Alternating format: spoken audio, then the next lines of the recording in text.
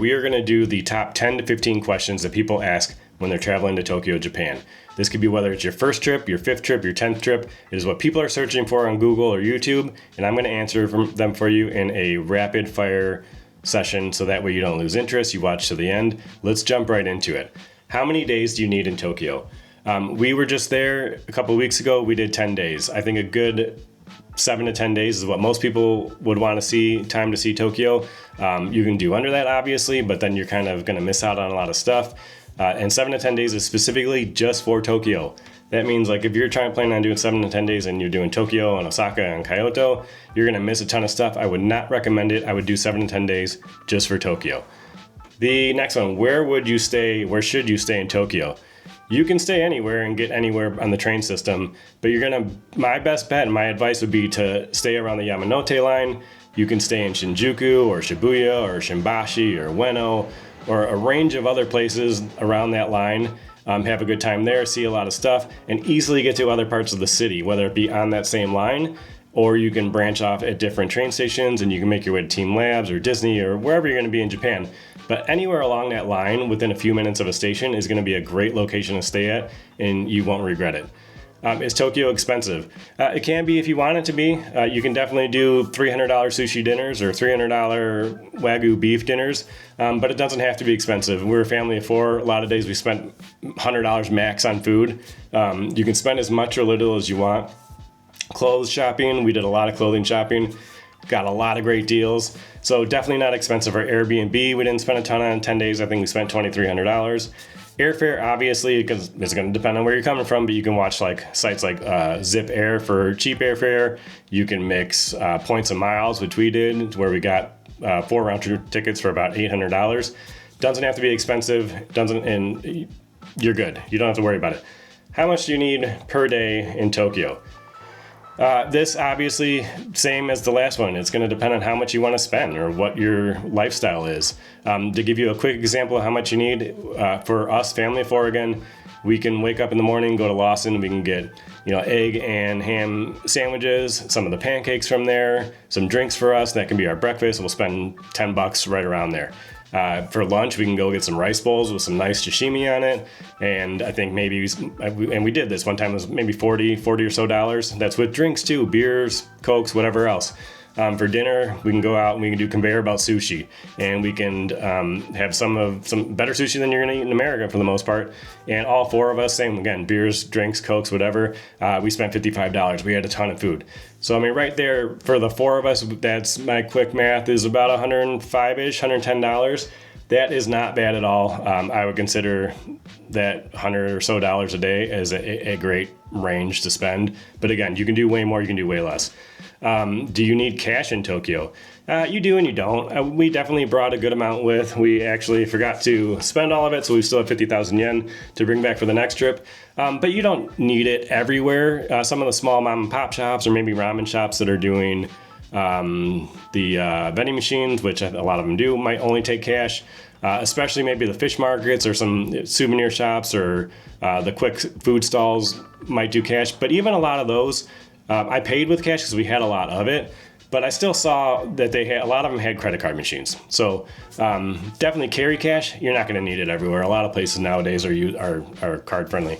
Do I need a Suica or PASMO card? Yes, you 100% do. We got the welcome Suica card, which is good for 28 days. After 28 days, it expires. Any money you don't spend on it, you're going to lose. Spend all of it or you lose it. They also have a Suica card that is a $500 deposit, and it's good forever, I guess. But you can also get refunded any money that you did not spend. So that is a bonus. Either one you want to do. We just did the welcome, but you're going to use them every day. You're going to use it for every train you take around Tokyo. You're going to use it at vending machines. You can use it at convenience stores, 7-Eleven, Lawson. You need to get one. It's not even a discussion. You have to get one. Excuse me. Are Tokyo trains hard to figure out? Yeah, I guess they can be. They're pretty simple after a while. Do a little research before you go to get an idea of where the lines run and where you're staying at and where lines you might be using. You're going to get lost in the train stations. They're absolutely massive, huge. I can't think of a better word to describe it, because they're just huge. You're going to get lost. Probably every time you go to one, it's going to take you forever to get out of it. But that's part of the experience. So they can be difficult to figure out, but they are your best bet to get anywhere in the city. Do you need to speak Japanese? No. I mean, you should learn some basic stuff. Sumimasen, arigatou gozaimasu, konnichiwa. Learn basic phrases so that way you can at least make an attempt to try and talk to someone. They're not going to expect you to be fluent in Japanese, obviously, but you make an attempt. A lot of them, the workers that you interact with are definitely, they'll try and speak English. They might not be able to, but you'll still make your way through it. I mean, we were there for 10 days and we were fine. We tried to use the basic Japanese that we studied, the month before, but we're obviously nowhere near fluent, but we made it through just fine. What is the best time of the year to visit?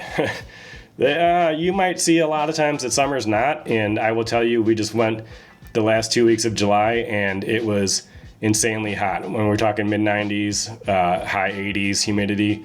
I would, if you have the option to not go in summer, I would recommend spring or fall. It's going to cost you more money, but the weather's going to be much better. If like you or like us, we had kids on summer break and we got cheap tickets, so we're like, yeah, let's do it. I don't care about the heat. Then go. I would not say don't go. I would do it again in an instant, but I would be stopping at Donkey ahead of time and buying some nice fans, going and finding AC a lot of the days to relax, and knowing that it's going to slow my day down because it's going to be so hot and I'm going to have to get out of that heat for a while. So don't skip on summer, but if you have the option, spring or fall or even winter, if you don't mind it being chilly, would be a great option. Where am I? Is Tokyo safe for tourists? This shouldn't even have to be asked. It is extremely safe. I would have no problem walking around anywhere at night. I had no problem walking anywhere around at night. Felt safe the whole time. Our kids are 13, 11. If I knew they wouldn't get lost, I'd let them go do activities on their own and still feel good about it. Still use common sense, obviously, like you do anywhere. I wouldn't leave my wallet hanging out of my back pocket or leave my phone out on a table. Now, with that said, locals definitely do that, but coming from the United States or traveling to places in Europe, that's stuff you never do, and we just never will because we're so used to where we live or where we traveled before. But in Japan, it's 100% safe to do stuff like that, and I wouldn't even think twice about your safety there. Can you use Google Maps to get around Tokyo? Yeah, that's all we did. All we used was Google Maps, 100%. There's nothing else you really need. It'll show you what train you need to take, where to stand on platforms. It's the go-to one. I wouldn't even download anything else. Should you tip in Tokyo? No, you don't tip. We didn't tip at all. None of the restaurants we tipped in. We knew going into it, it's a non-tipping society. They just don't do it. So you can go in and know that when you get your bill, that's going to be your bill, and you don't have to worry about it. Can you drink the tap water I guess people search for in Tokyo? Sure. I mean, we bought a lot of bottled water. We just did that.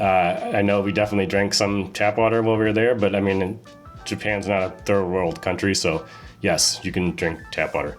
How do you get from the airports in Tokyo into the city?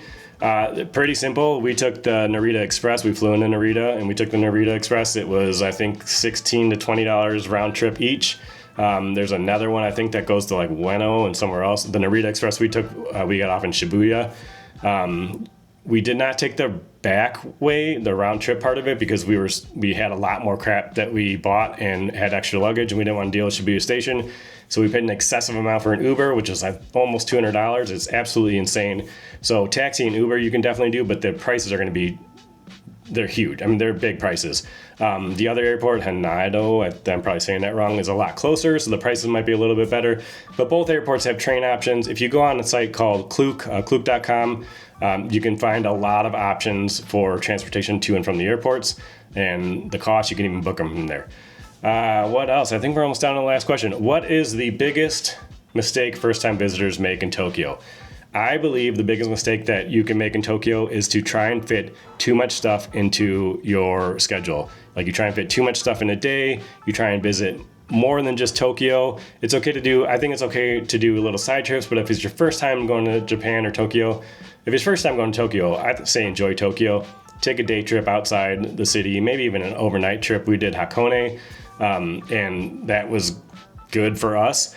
But I'm really against trying to do like a Tokyo, an Osaka, and just other cities crammed into like a 7 to 10 day agenda. So that would be what I think is the biggest first timer's mistake in Tokyo. So that was just at about 10 minutes. I had to pause because I forgot my ending. But if there's anything I missed or you have more questions, please just go and add a comment and ask them. If you're a Japan pro, add the comment and let me know if I screwed something up. And if you like any of my videos and you want to see more, please just like, comment, and subscribe. We'd really appreciate it.